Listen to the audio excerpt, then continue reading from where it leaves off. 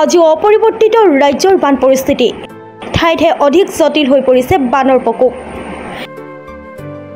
আমিনগাঁও জিলা প্ৰশাসনে বানাক্ৰান্তক উদ্ধাৰ কৰি মুকলি কৰিছে অস্থায়ী সাহায্য শিবিৰ। আমিনগাঁৱৰ শ্ৰীনাথপত্ৰী বেগদলকি আদি অঞ্চলৰ প্ৰায় 120টা পৰিয়ালে আশ্ৰয় লৈছে শিবিৰত। বিপদৰ নিশা পশুধনৰ সৈতে একেলগে সহবাস কৰিছে এইসকল বানাক্ৰান্তই। আমিনগাঁও হাইস্কুলত স্থাপন কৰা শিবিৰত আছে প্ৰায় 450 গৰাকী পুৰুষ মহিলা সহ কেইবাগৰাকীও শিশু, লগতে আছে এগৰাকী প্ৰসূতি মাতৃ। জিলা প্ৰশাসনে আগবঢ়াইছে পাঠ্যমানে খাদ্য সামগ্ৰী, দৰৱ ইত্যাদি। কিন্তু আপোন ঘৰখনলৈ কেতিয়া ঘূৰি যাব পাৰিব তাকে লৈ উদ্বিগ্ন সকলোৱে।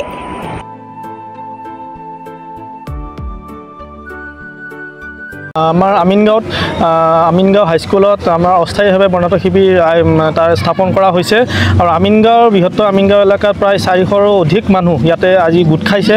তেওঁলোকৰ মানে ঘৰত এতিয়া যাবলগীয়া কোনো ধৰণৰ পৰিস্থিতিয়ে নাই। তেওঁলোকৰ প্ৰায় এক কঁকাল পানী ঘৰৰ ভিতৰত আৰু সেই মৰ্মে আমাৰ কামৰূপ জিলা প্ৰশাসনৰ তৎপৰতাত লগতে আমাৰ মুখ্যমন্ত্ৰী ছাৰৰ মানে নিৰ্দেশমৰ্মে আমি প্ৰায় 400ৰো অধিক মানুহ আমি ইয়াতে তেওঁলোকক একত্ৰিত কৰিছোঁ আৰু তেওঁলোকৰ প্ৰাথমিক চিকিৎসাৰ পৰা আদি কৰি তেওঁলোকৰ গোটেইখিনি সা সুবিধা দিবলৈ চেষ্টা কৰিছোঁ আৰু এতিয়ালৈকে তেওঁলোকৰ ৰিলিফৰ চাউল দাল আদিখিনি গোটেইখিনি ডিষ্ট্ৰিবিউট কৰা হৈছে আৰু লগতে স্বাস্থ্য পৰীক্ষাও ইতিমধ্যে ষ্টাৰ্ট হৈছে আৰু অহাকালিৰ পৰা একদম সম্পূৰ্ণভাৱে তেওঁলোকৰ যিখিনি স্বাস্থ্য পৰীক্ষা কৰা হ'ব।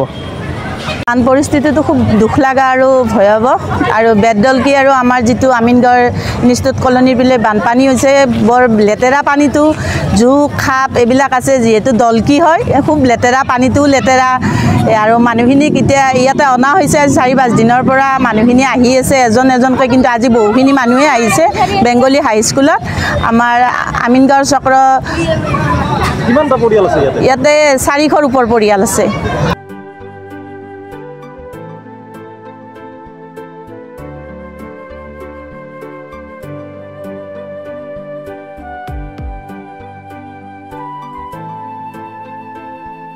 আমিনগাঁৱৰ পৰা মিতালী দাসৰ ৰিপৰ্ট, প্ৰাতঃ টাইম ডিজিটেল।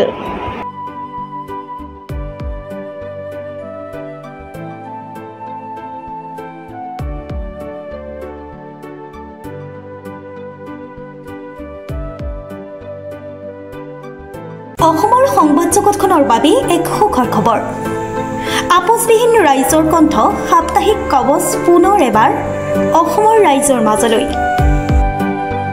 স্বত্বাধিকাৰী প্ৰণীতা কলিতাৰ দ্বাৰা প্ৰকাশিত আৰু আপোচবিহীন একাংশ নপুৰণি অভিজ্ঞতাপুষ্ট সাংবাদিকৰ দ্বাৰা প্ৰচাৰিত তথা eco printing press, Guwahati Katabari গড়চুকত মুদ্ৰিত সাপ্তাহিক কবচ এতিয়া অসমৰ বিভিন্ন প্ৰান্তত উপলব্ধ।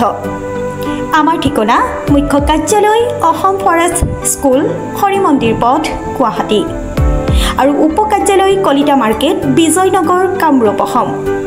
মোবাইল নম্বৰ হৈছে 9435114666 70024728113। আমাৰ ইমেইল আইডি হৈছে kobos2025@gmail.com।